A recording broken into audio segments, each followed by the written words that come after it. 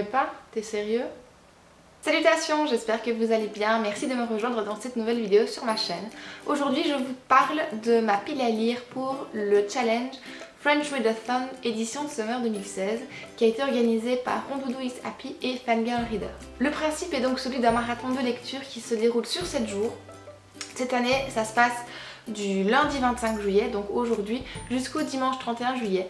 Il s'agit de lire entre 4 et 7 livres sur cette période. Et donc il s'agit de respecter aussi 7 thèmes proposés. J'ai pendant un certain temps cru qu'il fallait respecter les 7 et donc je me suis creusé la tête pour chercher 2 livres alors qu'en fait il n'y avait pas besoin d'aller jusque là. Au final je me suis arrêtée sur 5 thèmes et je vais vous présenter ma sélection aujourd'hui. Pour le livre de plus de 300 pages, j'ai choisi Complètement cramé de Gilles Le Gardinier aux éditions Pocket, je crois que c'est ça. Oui, c'est ça, aux éditions Pocket. Donc c'est un livre apparemment très léger qui a plu à beaucoup de personnes. Donc j'aimerais bien voir un petit peu ce qu'il vaut. Et si jamais il me plaît bien, je sais que je peux trouver aussi facilement d'autres livres de cet auteur. Et je dois bien avouer que le chat me faisait pas mal rire sur la couverture aussi. Donc je l'ai pris pour ça. Mon dernier achat livre, c'est Prisonnier du paradis, écrit par Arto Passilina.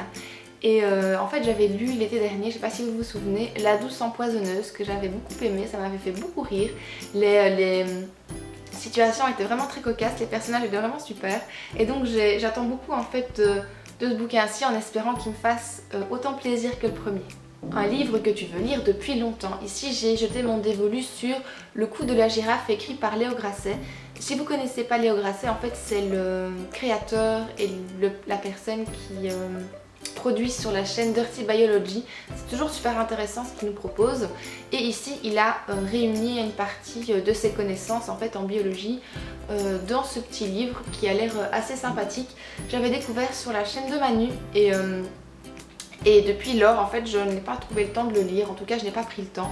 Et comme il n'est pas très épais et qu'il change un petit peu des romans, je me suis dit que c'était l'occasion de le lire. Une couverture avec du bleu ou du jaune, et ici j'ai pas du tout pris un livre qui parle d'été, qui parle de choses joyeuses, puisque j'ai choisi Le magasin des suicides, écrit par Jean Telet, qui a l'air très prometteur et qui a été je crois adapté en film d'animation. Et avant de voir le film en fait, parce que pour une fois j'ai envie de voir le film et de lire le livre, je voulais clairement d'abord lire le bouquin et il était vraiment très court, il est tout petit. Donc je pense que ça va être assez vite avalé et ça correspond assez bien au challenge, comme ça je peux lire le plus de livres possible. Et enfin le dernier, c'est une histoire qui a lieu l'été ou à la plage. Et moi j'ai étendu la plage à la mer puisque j'ai choisi de lire Moby Dick, écrit par Herman Melville, je crois que c'est ça. Et comme vous le voyez, l'édition que j'ai en fait ici est Livre Club Jeunesse, donc c'est nos éditions de notre enfance pour ceux qui sont de ma génération. Et donc effectivement j'ai ce livre depuis je pense au moins 15 ans, je ne l'ai encore jamais lu. Et donc je me suis dit que ce serait une bonne occasion et ça fait un petit peu aussi partie des classiques de la littérature jeunesse de notre époque. Donc c'était une bonne occasion de jeter mon dévolu dessus.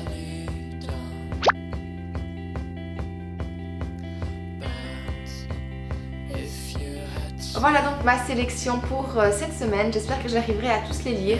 Il faut quand même savoir que si on lit 4 livres sur les 7, on a déjà remporté le challenge. Bon, moi j'en ai présenté que 5, donc du coup si j'en lis 4 sur 5 ce sera déjà gagné.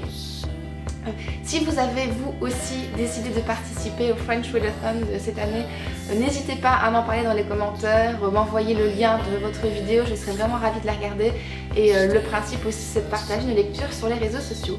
Donc je vous laisse en barre d'infos la chaîne de Rondoudou is Happy et la page Facebook du challenge.